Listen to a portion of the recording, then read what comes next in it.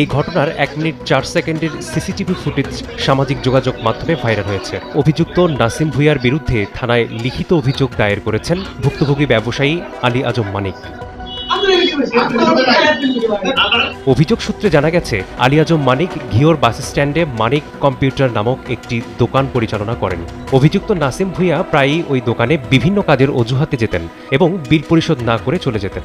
টাকা চাইলে নাসিম দোকান বন্ধ করে দেওয়ার হুমকি দিতেন। গতকাল সোমবার সন্ধ্যার পর দোকানে এসে আবারও জরুরি কাজ করানোর দাবি করেন নাসিম। দোকানদার মানিক তখন অন্য কাস্টমারের কাজে ব্যস্ত থাকায় কিছু সময় অপেক্ষা করতে বলেন। পরে রাত 9টার দিকে ক্ষিপ্ত হয়ে নাসিম দোকানদার মানিকের দাড়ি ধরে টানা হেঁচড়া শুরু করেন এবং অকথ্য ভাষায় গালিগালাজ করেন। মানিক গালাগাল থেকে বিরত থাকতে বললে অভিযুক্ত নাসিম তার উপর এলোপাতাড়ি কিল ঘুষি ও থাপ্পড় মারেন। 100 টাকার কাজ করলে 10-20 টাকা দিয়ে চলে যায়, টাকা চাইলে চোখ রাঙায়, রাগান্বিত হয়। এলাকাতে বা ওর কোনো নির্দিষ্ট কোনো পেশা নাই, ওই জমির দালালি বা এর কাছ থেকে ওর কাছ থেকে টাকা নিয়ে আপনি যে কোনো দোকানে গেলে জিজ্ঞাসা করতে পারবেন, জিজ্ঞাসা করলে জানতে পারবেন ওর লেনদেন ভালো না। যে কোনো দোকানে গেলে এই দোকানদাররা তাকে কোনো কিছু দিতে চায় না, কারণ সেটা ঠিক মতো টাকা দেয় না।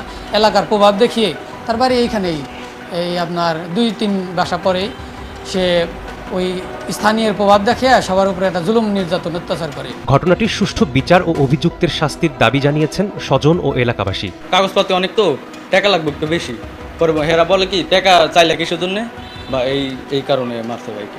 ভিডিওতে যতটুকু দেখছি সেটার কারণে আমাদের মুসলিমদের হৃদয় অনেক আঘাত লাগছে যে এরকম করে একটা মানুষকে দাড়ি ধরে এলোপাতাড়ি মারধর করতে পারে না কেউ। দাড়ি ধরে মারবো কেন? দাড়ি মারার অধিকার কি তাদেরকে দিছে? এটা আমার সর্বশেষ কথা, এটাই বিচার হোক। এই ঘটনার পর থেকেই পলাতক আছেন অভিযুক্ত নাসিম ভূঁইয়া। পুলিশ বলছে তাকে ধরতে আইনি ব্যবস্থা নেওয়া হয়েছে। অভিযোগটা যখন আমরা একটা বিষয়টা আমরা পাই তখন তাৎক্ষণিকভাবে আমরা আমাদের পুলিশ টিম ঘটনাস্থলে যায়।